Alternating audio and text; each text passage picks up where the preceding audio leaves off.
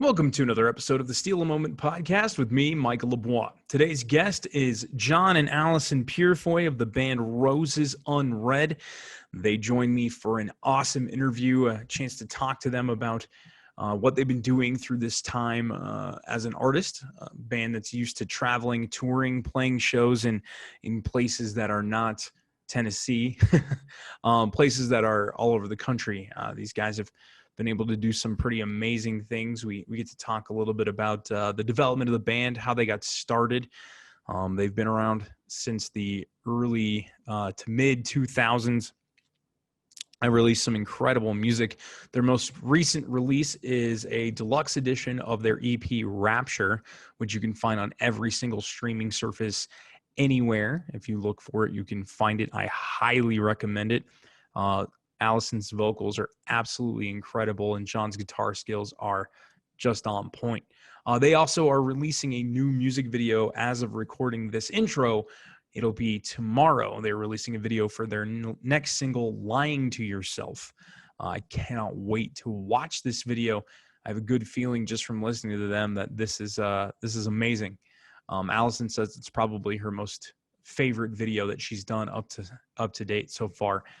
So I'm really excited to hear what you guys think of the video. The video link will be right here, and it will also be in the description below. Also, if you guys haven't yet, go out and find our new single, Gunpowder Empire's new single, Through Bloodshot Eyes. That track is available right now on all your streaming platforms. You can buy it, you can download it, you can stream it as well.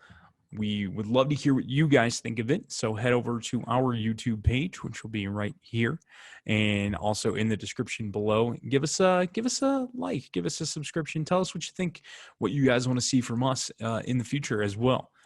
Also, I'd love to thank Adam Ramey and the guys at Pish Digital Marketing for helping us as Gunpowder Empire really giving us a platform right now and getting us to some new bands that we can connect with and some new fans. So Adam, brother, thank you so much. We really appreciate it. Actually, some of the next few interviews are thanks to Adam. He's been huge in helping me get some guests for the show. And as a guest on the show, he was awesome as well, talking about the birth of this baby that has really grown into something magical. A lot of bands in this chat we have now, and a lot of bands that we've learned to really grow and like. Don't be surprised if you see some of them make an appearance here on Steal a Moment. That's one of the things I love about Roses Unread is they took an opportunity right now to kind of develop their skills. As we talk about in this interview, they worked at making this an opportunity for growth as opposed to stagnation, which is kind of vitally important for any artist right now. But John and Allison talk a lot about how they've adapted and changed in this time of COVID. John talks about the development of his skills as well as how they found the other members of Roses Unread, Jed Hood and Rocky Griggs, as well as what some of the inspiration was behind Rapture and how they managed to shoot music videos in this time of COVID. It's really impressive, so I'm very happy with it. If you guys enjoy what you guys are seeing here on Steal a Moment, please rate and review on an Apple Podcasts. Like, comment, and subscribe on your YouTube pages, please. I have a goal of hitting 50 subscribers by December 31st, 2020. And if we get there, then maybe I'll do something special like an acoustic episode where I play some music and sing for you guys, or do something out of left field. Also, I would like to have you guys continue to download the podcast. Whoever you are in Belgium, please reach out to me. Send me a message on Facebook or on Instagram. I'd really like to know who you are, and thank you immensely because you've given me an international audience. It's something I never thought I'd have. So again, I really appreciate it. And if you are somebody who's just using a VPN that says you're in Belgium, I'd still like to know who you are because I really want to thank you for making me think I have an international audience. But honestly, Allison and John really provide themselves with a great platform here, and please go check out the music video for Lying to Yourself. And make sure you guys check out the video they have now for The Ugly Truth, which is also on the Rapture EP.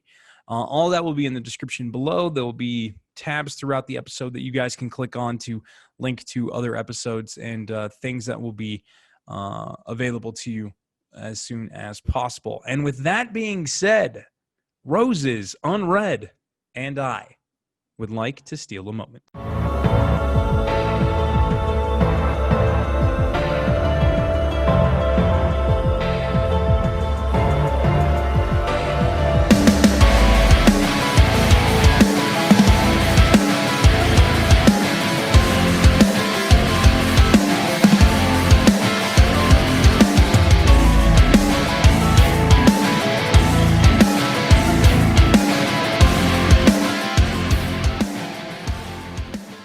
Yeah. All right, cool. There we go. What's up, man? Hey, how's it going? Going Hi. good. Let's see if we can get Allison in here too. Here she Yeah, is. that'll work. Yeah, cool. There you go. Perfect. How you guys doing today? Doing good. great, man. Full. We just came back from eating with my parents for his birthday. So Oh, that's right. Happy belated birthday there, John. Thank you so much, man. I appreciate it. Sorry we're a few minutes late and had a little technical difficulty. That second invite you sent was a ticket, I think. Yeah, what I think happened was, I try to record these, I bank a bunch, and then I release them over time, unless there's like something that's pertinent, like that needs to be out right away. Right. And I forgot that I didn't record the intro for tomorrow's episode. So what probably happened was I clicked in the link to record that, and it kicked it, and then it was the one that I had sent you earlier. So sometimes Zoom acts really stupid. Yeah. It's not good, the best. here I can kind of sit up a little bit. Yeah, can you scoot over just a little bit? I'll scoot over. Just want to get you in here. There you go. And you got the pop vinyls in the back. You got some records. Oh yeah, Dude, we've got pops. This is the studio, and it's like we've set up like our studio is like a Twitch stream as well. So we've got the acoustic panels. The vocal booth is in the corner here. I've got the only thing is, like, I'm on my phone right now. Our internet at the house is not good enough to actually stream like Pro Tools and us like recording and stuff. So we just have to do it through our phone for the time being. But it is what it is. Yeah, I totally understand that. I actually just before I started doing this podcast, I moved into my girlfriend's place to live during the pandemic, because it was like either we had just started dating too, so it was either we date or we break up. Right. yeah. So we just kind of moved in together, and it worked out nicely. But her internet initially was awful. Dude, So we had to, I know the struggle, man. Yeah. So we had to fix that up and get that going. Once that got going, I was able to do this because it's been nice. I can talk to people all over the country, all over the world. So that's a big positive. So I've already started recording. I'll edit anything out at the beginning you guys don't want to use. Right. Makes it easy for me that way. So I was looking through you guys' website a little bit. I was looking through and listened to all the music. You guys are fucking awesome, if I can say. Thank you. It's a nice tune. So you guys have been around since 2007. Yeah. Under the same name, under the same iteration, all the same members, everything. So it's been, Allison started the band in 2007, and I came on board shortly after. And Jed, our bassist, has been with us about 5 years, and Rocky, our drummer, has been with us 2 years. But yeah, since the beginning, it's pretty much been Allison and I have been the two core members, the two core songwriters. And we've had people come and go, and you know how it is, like you get older and you have kids, and like you start working like, real jobs that you start working nights and weekends. And we've always like from the beginning have, ever since she and I became a team, we've always we've turned down jobs that would cause us to, not be able to play shows and not be able to do the band and music lifestyle, and put off having kids, and we're married, but in case you didn't know, but a lot of people assume we're like brother and sister, but no, we're married. And put off having kids, and you know, we were just like, we were basically kids when we started the band. And so it's become like a huge part of our lives, but we enjoy it. Man, it's like, I can't imagine doing anything else. So it's a constant grind. yeah, Constant yeah, grind. exactly. On top of having full-time jobs as well. Yeah. So it's like having 2 full-time jobs, basically. Oh, trust me, you're speaking to a fellow musician as well. Yeah. Yeah, so I also have a full-time job. I'm also a lead singer and bassist in a band here in Denver called Gunpowder Empire. So yeah, man. So I totally understand.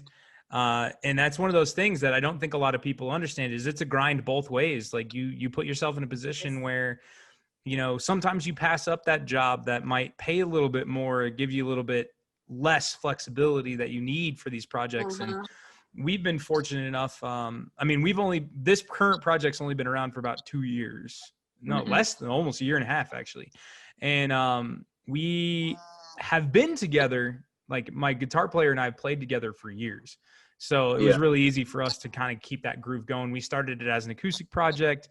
So, you know, all in all, like I totally understand that vibe. Like you got to do what you need to do to make the commitment work. And sometimes that means delaying things like having a family. Full disclosure, I figured out you guys were married when I looked at the website and figured out, I was like, why are they celebrating John's birthday? Are they like super close? And then I looked and I was like, nah, they're married. That's what it is. Yeah. And if people don't know already, and this is not to sound misogynist at all, and I hope nobody takes it that way, but if you see a band with a woman in the band, a lot of the times there's a family member in that band with her, or like a family member is like a manager or like a tour manager or a producer, or like she's married or in a relationship with somebody in that band. And they may not be open about it, but like Lizzie Hale and RJ and Hailstorm, you know, they're brother and sister. And like her and Joe are dating or whatever. The Yeah, guitar I think player. her. Yeah, and I know like when Paramore first started, like Haley was dating one of the guitar players, and they dated for like a few years. But yeah, so Stitched apart. That's a little Mixie bit. And Merritt, Mixie and Merritt are like, I think they're married. They're married. They are married now. Yeah, I know those guys. Yeah. So, and Heartsick Heroin, if you haven't heard of them, Alan and Hannah Maddox, they've been married. I was in their band when they were called Scarlet Canary. They came around with I've heard of Yeah, so I was a bassist for Scarlet Canary for about a year. So I know that vibe. I know how that is. How are Jed and Rocky with the whole marriage portion of it? And has it kind of created an interesting dynamic for you guys? I know that it can kind of be a tough for some people to handle in terms of bands, because it may always be like two against the rest. And I'm just going off assumptions here. You guys don't always agree, I'm sure. No, you're fine. It's never. Rocky did say, "Get your woman" the other day, and then I came unglued on his ass. But I'm like, "I'll show you, get your woman." So it wasn't even band related. It was about a vacation. Okay. And he's like, "You better get your woman." Yeah, like Rocky's like, like wanting to go take a vacation to like Universal Studios next year, and he's wanting him and his girlfriend, which is my best friend. Okay. So the tables turn, you know, it gets even deeper there. And then he's wanting to take this vacation to Universal, and Allison's like, "Well, I'd rather take like that week and like do like a small tour, or like, you know, go play some shows, because we haven't played a show. We played like 2 shows this year before the pandemic happened. And no, man, it's never like with this current lineup, and I say current line, like this current lineup we have, like, is the only one we've ever had that just feels right. It's easy. And it's never really been an issue, because if anything, and I hate to keep like throwing Rocky under the bus here, but if anything, it's Jed and Allison and I, we really like a song that we wrote, and Rocky is the one who's like, "Man, I'm just not feeling it." You know, he's always like, there's always, but we always as far as Allison and I go, we're the rare type of people. We can separate like the business and the personal relationship, like 9 times out of 10 we can at least. And what happens in the rehearsal room, what happens like on the way to the show, or like coming home from the show, or like what happens in the studio, like we don't, if we go out and do something as a couple, we don't, like, if it was like a negative experience, or we have like a disagreement, we don't let that. And I say 9 times out of 10, this isn't always the case, but we're human. We've been pretty good over the years about separating the two. And you have to, and a lot of couples can't do that. So, you know, I guess props to us, because we've always just kind of had our eye on the prize, and we've always had the same vision for this band as in one way or another. And we've just always known that, like, you know, we may disagree on different ways to get there, but when it all comes down to it, like, everybody here is doing what they think is best for the group as a whole. And as long as you're mature about it, and everybody keeps that top of mind, and they don't let their you know, personal desires or personal feelings or egos get in the way of that, then it's very, very rarely ever a problem. So that's just kind of our experience with it. I've known other couples in bands, and they couldn't make it work. They couldn't get out of the local band phase or whatever, and that's unfortunate. But you know, it's not a lifestyle for everybody. I mean, as you know, you know, it's not a lifestyle that, you know, one person can handle a lot of the time, let alone, you know, 2 people that are involved in more ways than one can handle. So we've been pretty fortunate in that regard. Yeah, definitely. And I can relate to even not even being in a relationship, because technically being in a band is essentially being in a relationship with 100%, 4 or 5 other people all the time. And not everybody's going to be on the same page every day. Right. Not everybody's going to be on the same, you know, wavelength. But when you get that groove and you find it, those people are the ones you want to stick with forever. Like the lineup we currently have, I love. Like, these guys I've been fortunate enough to know for a very long time. Right. We've worked really hard to get where we are for the short time that we've been around. So, you know, it just depends on you have to trust the people that you're in a band with. And especially, you know, you're in a relationship inside the relationship. So that adds a little extra pressure for yourselves. It's a different dynamic. But yeah, totally. And being in a band with a married couple in the previous times, there were days where, you know, they're just like you guys. 9 times out of 10, they can keep everything outside of the project, but occasionally, sometimes something will leak in. But you know what? You're human beings. It happens. You can't prevent it. Yeah, for sure, you know? For sure. Exactly. And you can't, you know, you can't let your personal feelings outside of the band, you know, affect show days and stuff like that sometimes too. Like, I'll have a shitty day at work. Yeah. I'll try to channel that energy into a performance on stage. Things like that, you know, so that'll be one of those things. Speaking of being on stage, you said, just like us, you haven't really been able to play. Yeah. Lack thereof. Lack thereof. Exactly. Are you guys in Memphis now, or where are you in Tennessee? We live shortly, a little bit outside of Memphis. Okay. About 45 minutes And away. Rocky and Jed are in Mississippi, but it works out because our headquarters is right dead in the center. As far as distance goes, it's like if you form like a triangle, and we'd be in the middle. One of them lives the same amount of distance from each other as they do from us. Oh, nice. So it just worked out beautifully when, you know, Jed's been with us for 5 years now, and our last drummer, he Can't believe I hadn't killed him yet. Jed, but our last drummer, he you know, he was a newlywed when he joined the band, and this was his first, you know, real band that actually, like, you know, hopped on the road and played shows outside of the local bar or whatever. and he was a great guy, great drummer. And, you know, his wife just wanted him home more, and they wanted to start a family. And we, you know, we understood that. So Rocky was in a band called Persevere out of Memphis, and they pretty much, like outside of Egypt Central, like they owned and ruled Memphis for years. And then they did a few like big arena runs with Shinedown, and they did a lot of shows like Godsmack and Papa Roach, and they did like a lot of big opening slots on like big shows. And then they broke up like a couple of years before we got a hold of him. And about the time that Rocky was like really thinking he wasn't ever going to play music again, Caleb told us that he had to leave. And this was like in 2018. And so like Caleb said, man, you know, I know we got shows booked and I'll finish out the rest of the year, but, you know, just kind of want you guys to know what I'm going to be doing after that. And we're like, man, that's cool. So he left us very gracefully, and we remained friends.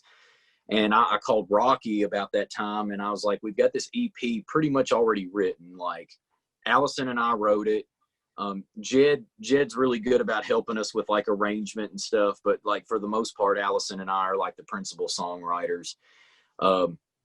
Songs were mostly written, at least like 3 of the 5 songs that appear on the EP, and one of them was like halfway written, and one we wrote in the studio. But you know, between Jed and Allison and I, we had written this EP. We were in the studio ready to record and like doing pre-production on, like, we did the demos here in this room at my studio, wrote everything, or wrote what we thought was you know, as far as we could get with it. Basically took it to our producer, and we started from scratch and redid all the pre-production and rewrote a lot of the songs. And during this time when we were about getting ready to do drums, you know, Caleb's like, man, I'll record the drums if you want me to. And we're like, no, man, don't worry about it. And we got Rocky, and Rocky's like, well, let me come out and jam. And Rocky and I we grew up in neighboring towns in Arkansas, just across the bridge from Memphis. So we've known each other for a long time, went to school together and everything. And he was like in marching band and everything, you know. He's like a really, really, really good drummer, one of my favorite drummers, even before he was in this band. And he came out and jammed with us, and was like, you know, he was really kind of into what we were doing. And he jammed with us for about a month, and then went in and tracked drums. And then we put out the Rapture EP in 2019, which is our latest EP that we've got. And like, it was just one of those things where we liked the songs, but when the songs started coming together in like the mixing phase, that's when we realized, like, you know, we've kind of started to nail this sound that we wanted to nail all those years ago, but just haven't been able to. And a lot of that had to do with like having a rhythm section as dramatic, like, I say dramatic, not like in a personal way, but like as far as the playing ability and like the attention to detail and the ability goes. Like Jed and Rocky together are like one hell of a rhythm section. And that's like a big part of what we had been lacking in the past. Was we'd have a good bass player and a good drummer, but they didn't play as like one mind. And Rocky and Jed are good about getting in together and just playing together very well. So that kind of solidified the songs and made the songs really that much more powerful, I think. And so here we are.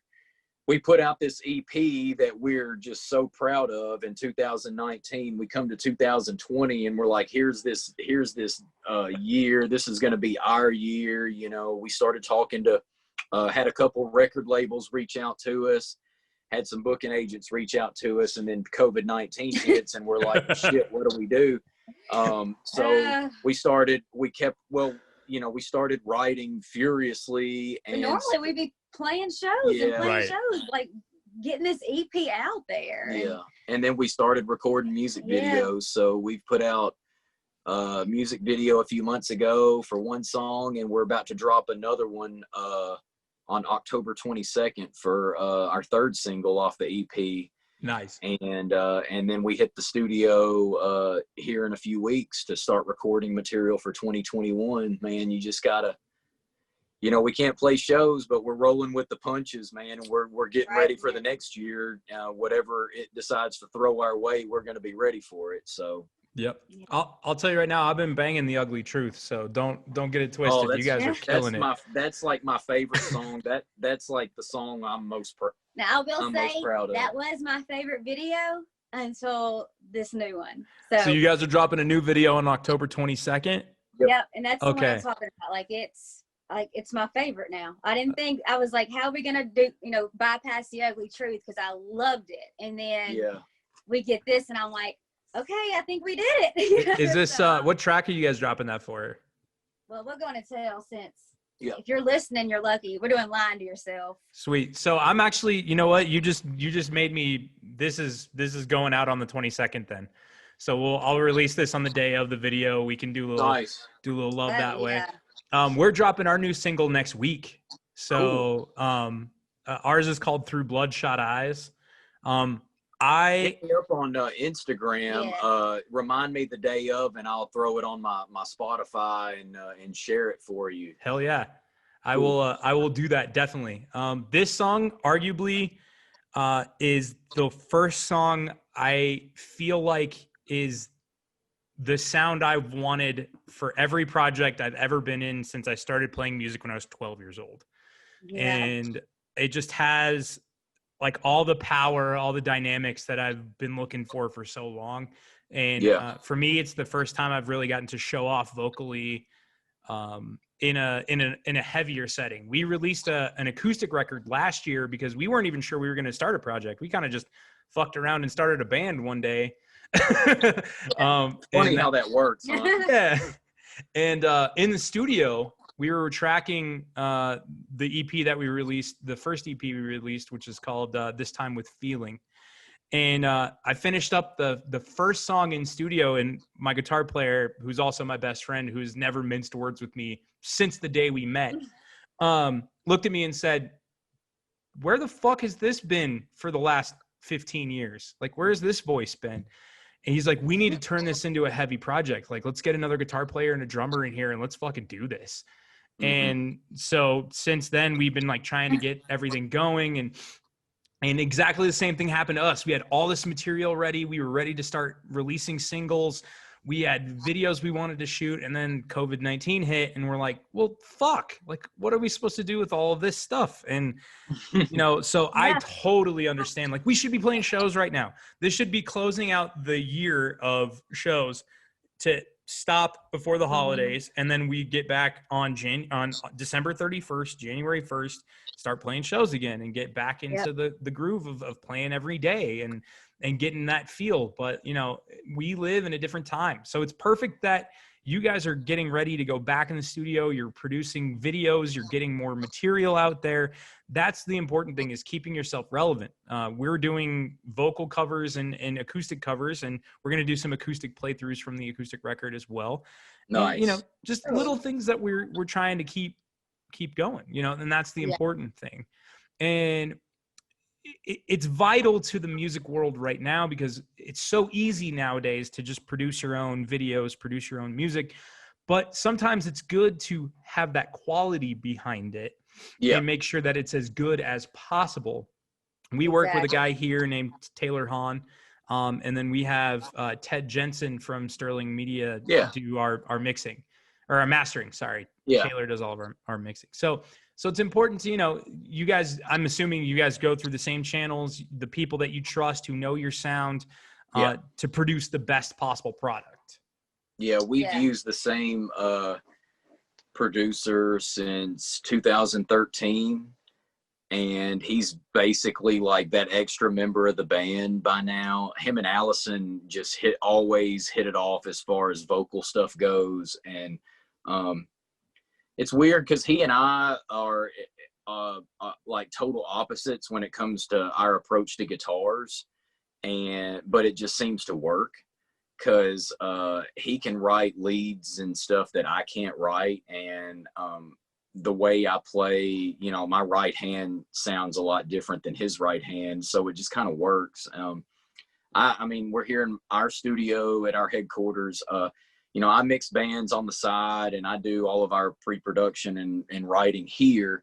But I always know that it's going to change when it leaves this room. So I don't do like, I try not to put on the producer hat too much. I just get it to where the song is as simple as it can possibly be, but still pulls you in. And still has room to grow. And has plenty of room to grow. If you just put too much shit, it's just going to flop. I mean, and it's going to be too much. You get it. You understand. Yes. Yes. Now, and that's like years and years of me like trying to put too much shit in like our demos and give it to him, and then half of it gets deleted, and he's like, we can do without this and we need to re-record everything else. So that's like years of me like trying, like thinking I knew what was best for the music, and you know, learning the hard way. But in terms, you get better as you do that. Like there might have been unnecessary things, but you know, that's still you growing and learning what works and what doesn't. And you know, there's improvement in that. So. Well, we'll leave, you know, we'll write songs in here. It'll be like, you know, rhythm guitar, lead guitar, vocals, some harmony ideas, program drums and program bass, and maybe some like program synth and stuff, and maybe like explosions and bass drops that I think are cool. And then we'll take them to our actual producer, and then we will re-demo everything out, and then re-record everything from the ground up, and then, you know, treat it as such. But as far as the scratch tracks and the pre-production phase one, you know, we do all that ourselves for the most part. And we're emailing him constantly and saying, you know, what do you think about this? And okay, cool, I think we can do something with that. So it's, you know, he is an extra member of the band. So yeah, definitely. So back to your pop vinyl collection and your Twitch streams. I'm assuming that means you're part of the nerd culture like the rest of us. A little bit.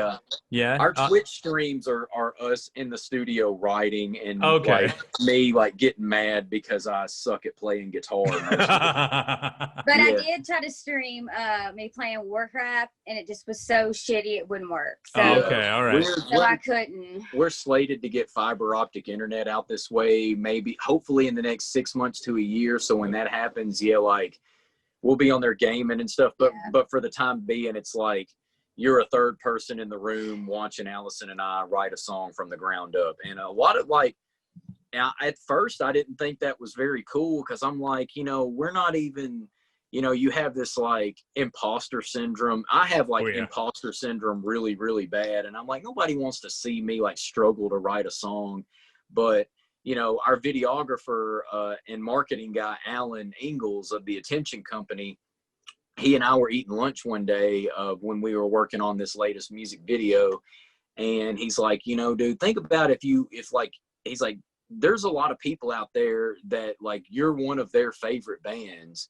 And think about if one of your favorite bands was in the studio writing a song from the ground up, and you were able to sit in on that session via Twitch stream, like, would you enjoy that? And I was like, dude, if Seven Dust or Thrice or, you know, the Goo Goo Dolls or whoever was, you know, let me sit in on their writing sessions, dude, I would like love that. And he's like, exactly. So that's like, let your fans do that. So something we just started doing in the last few weeks. And we've started seeing the same people show up every time we go live on Twitch, and you know, they're like, oh, that sounds good, I think it'd be cool, you know, and they kind of like give us pointers. And so it's neat. It's interactive. It's fun. Yeah. And it makes the writing experience a little bit more fun for me too, because there's a little bit of humor in there. Yeah. And they get to see our personalities more, for better or for worse, I guess. Allison, who are some of your vocal influences? Where did you get your voice from? And like, what is the style you've always kind of tried to push through with your music? I wanted to, like, growing up, I wanted to be the female Jonathan Davis. Okay. So you might hear a little Korn influence, especially like in Lying to Yourself. It really comes out with like the the scratchy vocal. But my favorite singer is LaJean from Seven Dust. I've seen that band like 25 times, 24, 25. I've lost count. Like I've seen them so much. That's awesome. If I could like have a crossover between Jonathan Davis and LJ, but mixed into a little girl like me, yeah. Nice. That would be it. So that's what I try to do. I still have that soulfulness, almost like that R&B pop vibe, but with the little hint of the scratchiness like Jonathan Davis does too. So like it's weird, but that's kind of what comes out. But I think that's because I've listened to so much of it throughout the years. You also grew up like listening to TLC. And stuff so like there was a lot of In Vogue and TLC, and you know, I went through the Backstreet Boys phase. Not gonna lie, you know. You still jam back. I love Backstreet Boys. I can't even deny that. I'm an NSYNC guy myself, but I'll jam a Backstreet Boys track as well. I like JT, man. I love JT's solo stuff. I mean, they were good. They were guilty pleasures. You couldn't help it. Yeah, exactly. So full disclosure, and you guys can log off right now if you want to. You can be mad at me. So I was in a band for a while called Red Tide Rising. They are now called you guys. Yeah, they're now called Anti-Saint. They just changed their name recently. I got my final tour with them, and the day that I left the band, I got to do the Kill the Flaw tour with Crowbot and Seven Dust through the fall, like late summer, early fall run that went to Canada about 4 years ago. Damn, dude. So I got to go to Canada to see Seven Dust play in Canada for the first time in a decade, and got to hang out with those guys and got to talk to them a bunch. Morgan Rose is one of the most interesting human beings on the planet. But yeah, so to know that they're a massive. I've talked to him a few times. But he's still really cool. He's always been super nice when I've and got to talk a little bit to him at least. Yeah, and the cool thing about them is like they are professional. They understand the business. You see them. Learning from them just by being around them was enough for me. So to know that that's an influence of yours, Allison, amen. LJ is one of the best. Oh yeah, his two like guitar players. Yeah, Clint Lowry and John Conley, those guys are more so John, I think, or no, I'm sorry, more so Clint Lowry. Yeah. But yeah, as far as just like my style is more like Clint Lowry's than John's, but yeah, John and Clint are two of my favorite guitarists of all time. Like I bought not the first like good tube amp I bought, but I bought a Mesa Boogie Mark IV because Clint Lowry used in Pete from Chevelle and the guys from Lamb of God, which are two of my other favorite bands, because they used a Mesa Mark IV. And so like in 07 or 08, I found a used one and I bought it, and I still got it. And that's my favorite amp of all time. So, I mean, that's how much of like just a junkie I am for like, Clint Lowry and Seven Dust. I like went out and found the exact amp that he used for like the first half of his career. Yeah. And bought it. Vinny called me kid the entire tour. How you doing, kid? So that but he's like 7 foot tall, isn't he? Yeah, and he's really tall. The most like laid back dude I've ever met in my life. Like he would literally just like talk to you for 5 minutes. He's like, I gotta go in the bus real quick, but it's good to talk to you, man. I'll see you in a couple days, kid. And then he'd sit in the bus, and then he'd come out and tear the stage up for an hour, and then talk to everybody that they had around, and then would go back to the bus. It was awesome. But that was a fun tour because it taught me a lot about like professionalism. It taught me a lot about respect, and it showed me that bands from several different genres who fit the same vein can tour together and have an amazing show, and all the fans will love it. And that's that proves to me that sometimes genre isn't as important as people think it is. You know, I mean, it'd be totally different if it was like us and Snoop Dogg and then Lamb of God, that would be a little too far outside of the spectrum.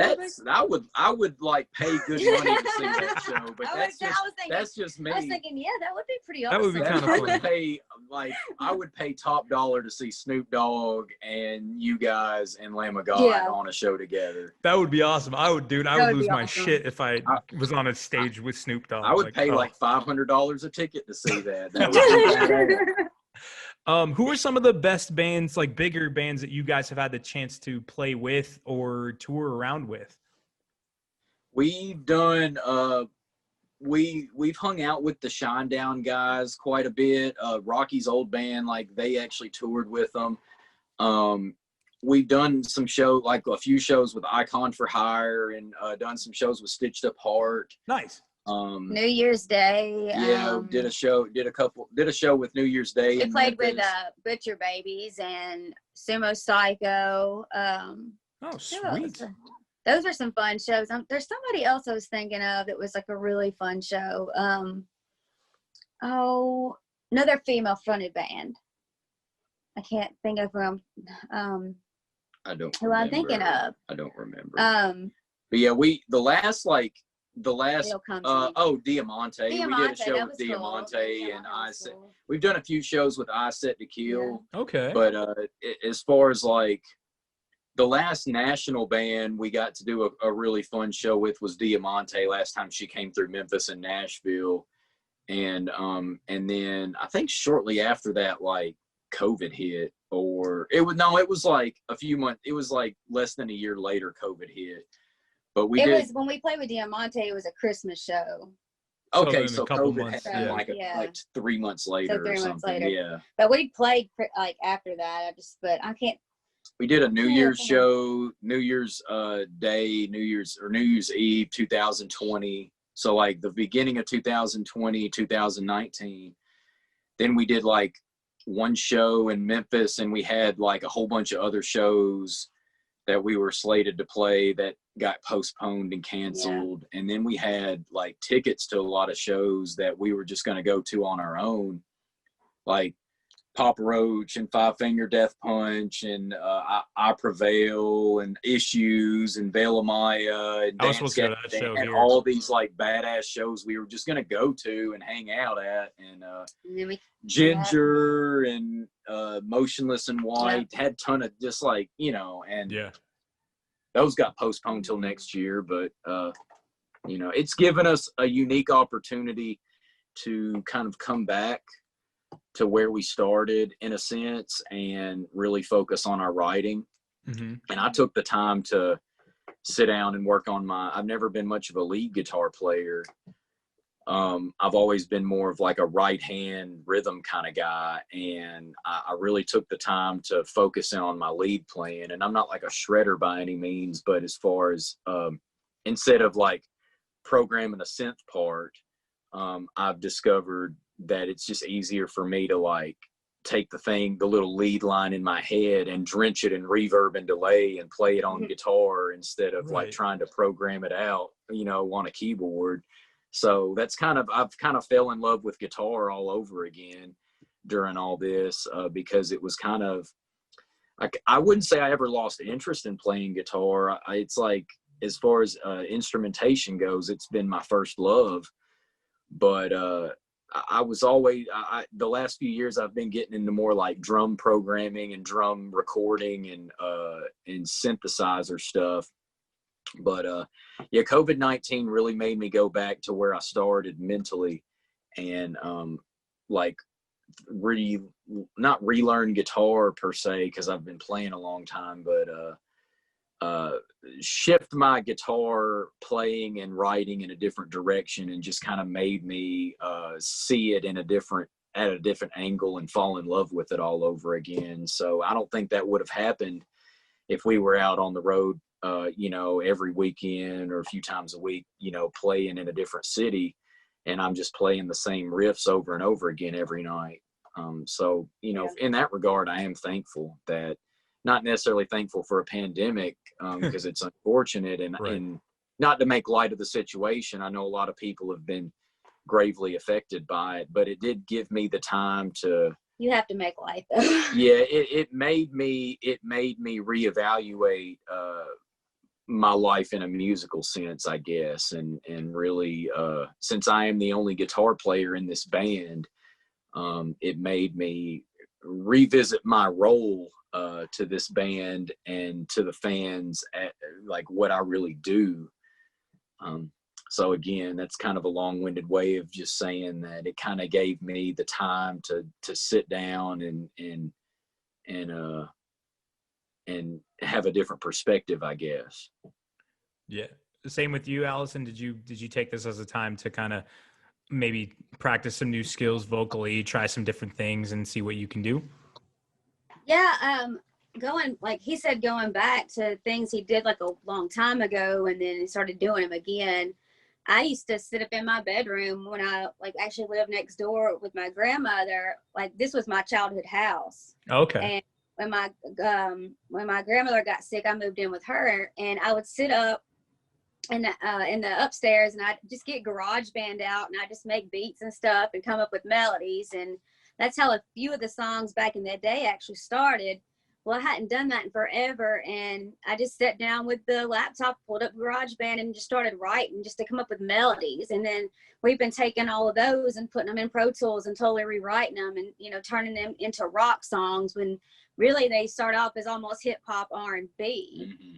And so I've got this almost hip hop R&B melody, and then we crank the guitars behind it, add some drums, and it totally changes the dynamic. Totally changes. But, you know, I hadn't done that since the Until We Meet Again album, and I did it a little bit on the self-titled album, but you know, I just hadn't picked it up and said I'm gonna mess with GarageBand, you know, and started doing that, and I probably wrote about 6 or 7 in the past 2 months. Mm-hmm. So you know, so I would say, yeah, I went back to, and you know, back to what I, you know, kind of knew before we started doing things differently.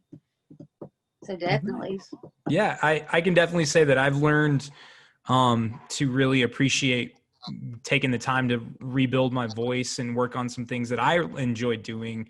I went back and started playing songs that I used to play to warm up with or to learn new techniques from. And I went back to my roots. I am a pop punk kid, so I went back and started playing a bunch of Paramore, a bunch of Green Day, a bunch of Blink-182, just to kind of get a feel for like that style of play again, to kind of see if I can implement it into what we're doing now with some of the new songs we're getting ready to write.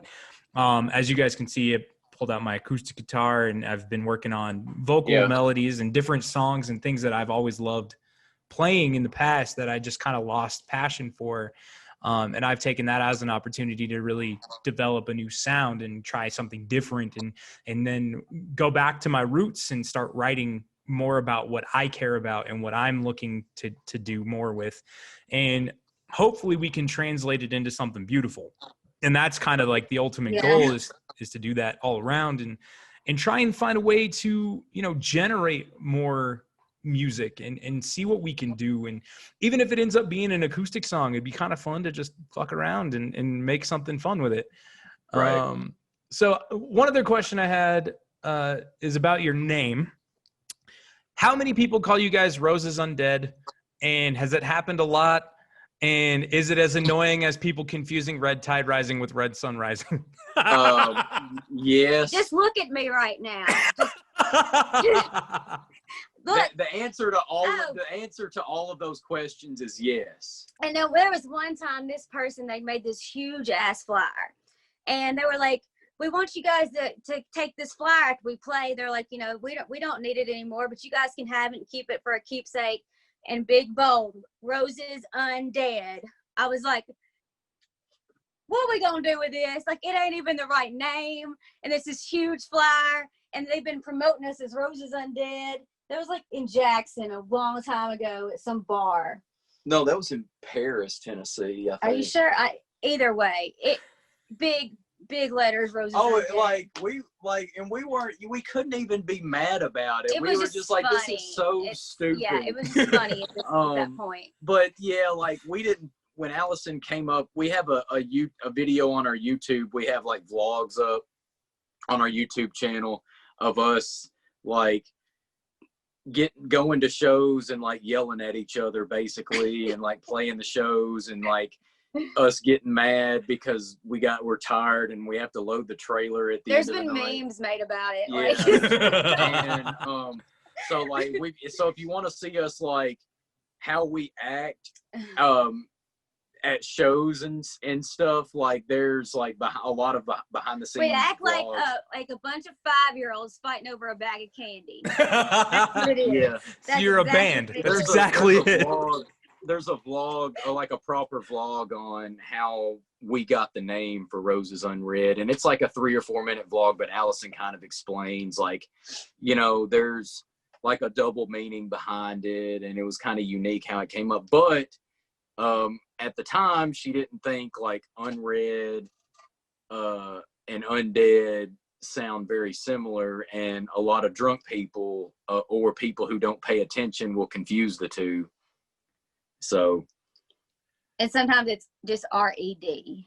They leave the A out, or which I prefer that to Undead, but you know, and our colors are like, for the longest time our colors were black and red, and like, but for like our primary colors are black and red, but you know, it's like black, red, and blue. Okay, are like our colors. But like mine and Jed's cabs are black and red, and Rocky's drum set is all blacked out, and Allison, my box is red. Allison's got a stage box that's red that she stands on. But yeah, so like it's unread, like an unread book, but it's, you know, also unread, like we're not red, but we use the color red in a lot of stuff we do. So it's just kind of an interesting play on words of sorts. Nice. I dig it. That's a good band name. That's a good reason. Red Tide Rising's name was Red Tide Rising because they liked the name. It was, of course, when they started, Matt was the lead singer, was like 14. So, so, you know, it didn't, you know, and they changed the name being part of that Chevelle influence now. To Anti-Saint, and that's that's one of Andrew's favorite bands. And our name comes from the transition from in Ottoman Empire warfare. The Gunpowder Empire was when they transitioned from like sword play and horse riding to cannon fire, and weapons changes. So that's kind of cool. It's a piece of history, and it's kind of a cool name. I'm not gonna lie. Yeah. I dig it. Yeah. So, well, guys, I've held you up for about an hour now, and I appreciate you taking the time. My girlfriend's gonna walk in like any minute. She's gonna be like, "Are you still on that call?" I'm kidding. Who are these southern ass redneck hick people you're talking to? No, she's actually the reason I do this. I asked her because this is her place. It'll be our place in 20 days ish when I officially have no lease and I'm living here with no escape. But she, I was going to say, is that more bad on her, more bad on you? But no, we're doing great. And that's the important part, but she's been a huge supporter of my music, my creative efforts, everything. And without her, I probably would never have started this. So when she gets here, she'll probably be like, "Are you still on camera?" Like, she doesn't like being on camera. She's the total opposite of me on that front, which I love. But throw out anything you guys want to promote, anything you guys need to have people look for. All of that will be in the description below. And I might even put in a tag for your video somewhere up in one of the corners over here. I don't know. Please do. So go for it. At Roses Unread at Instagram. Just go to rosesunreadofficial.com. UNREAD, like an unread book. That'll take you everywhere. We've got a new video coming out October 22nd. The Rapture EP is out. It is 17 minutes of a lot of stuff we're extremely proud of. Mass destruction. No. It's 17 minutes of a story of sorts, an allegorical story of Allison, also an end of the world type of scenario, concept album. So if you're into that type of stuff and you're into like pop vocals with like really heavy down-tuned guitars and big drums behind it, then that's like kind of our thing. So But yeah, thank you for having us, and we have thoroughly enjoyed being here. So thank you for taking the time to have us, and thank you everybody for listening. And catch Allison on Twitch. What's your Twitch name? It's twitch.tv/Allison Unread all together. Yeah, Allison Unread on Twitch, and you'll see us in the studio trying not to kill each other periodically. So pretty much. That's rosesunreadofficial.com is the gateway to everything. Perfect. Well, I will put that in the description below. I will make sure that everybody knows. My final question, because I had a conversation with somebody about this, and it pertains to a town in Tennessee. Is it Tupelo or Tupelo? Tupelo is in Mississippi. We say Tupelo. Yeah, that's close to where Jed lives. Okay. We played a lot of shows in Tupelo too. Tupelo was our second. Yeah. Yeah, it was a cool place called Good Time Charlie's, and it shut down, but we used to play Tupelo all the time. Tupelo was our second home, and then they shut all like the rock venues down a few years ago. But yeah, Tupelo had a badass scene for a while. Yeah. But Tupelo. Okay. Is what Tupelo. That's what we say when we make fun of it. Yeah, we say Tupelo when we're trying to sound like you want to go to Tupelo? Yeah, when we're trying to sound like proper Englishmen or like.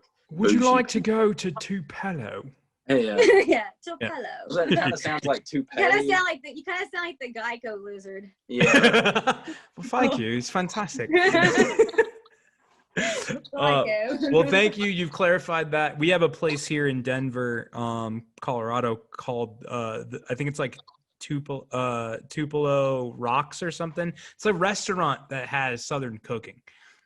It's down in the heart of downtown Denver. So well, Elvis was born in Tupelo, so they say like Tupelo is the real home of rock and roll or whatever. So They say that.